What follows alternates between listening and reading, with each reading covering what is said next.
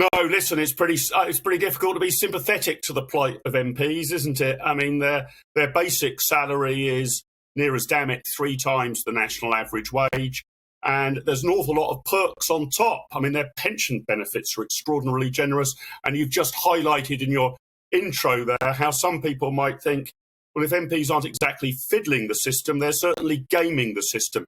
So I think the problem's this, really.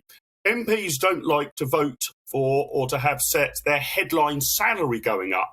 And over decade after decade, they've got round that by giving themselves generosities elsewhere. You know, you can buy a flat in London, even if you don't use it, and rent it out. You can employ family members as staff members and the like. And I think we've actually got to simplify the whole system, say to MPs, here is your overall salary package, do with it what you will.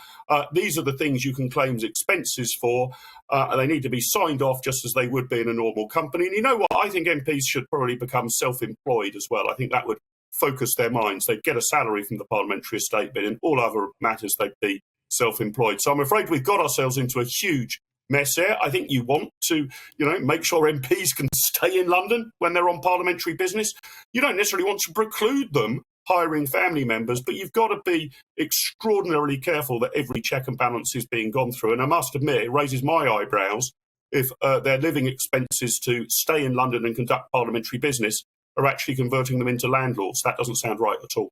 And I mean, this is not great, is it? And as it's pointed out, their salary is of 80-something thousand pounds a year, is at least 3 times the average amount that anyone is earning. And people often say that if you don't have the right salary, you won't get the best candidates. I don't think it makes any difference here. The other thing is, don't they vote for their own pay rise? Well, it's now set somewhat more independently. They could, because Parliament is sovereign, I guess at any stage they could pass a bill, putting a naught on the end of their salary. But it's now supposed to be pegged to a general assessment against the public sector. They always got in a lot of trouble when there was a vote on pay rises because sort of every MP wanted it to go up, but wanted to go through the no lobby themselves. They didn't want their fingerprints on it. So it's now supposed to be pegged to a kind of an independent assessment, but I'm not sure how well that works. Here's an idea. Why don't we get their constituents to vote on what their salary should be? So when you go in and vote in a general election, you'll have a second ballot paper and you can tick the box about whether you think your MP's worth 30 grand a year, 50 grand a year, or 100 grand a year if you think they're doing an amazing job.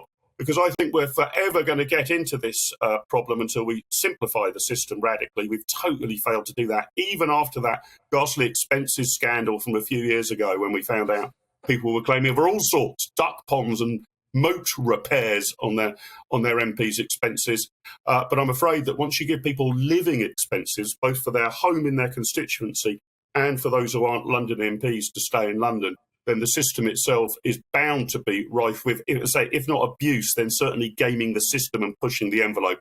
And you mentioned at the top of this item that there's a cost of living crisis, and I think a lot of members of the public will be scratching their heads that they're seeing their tax bills go up, their energy bills go up, facing 7% inflation. There's no way wages are going to keep in lockstep with that, whilst MPs themselves, on the face of it, appear to be enriching themselves somewhat. So perhaps we could even have MPs pay attached to performance. I was going to say maybe we can start deducting. Maybe we can start deducting all the money they've lost to fraud from their own salaries. And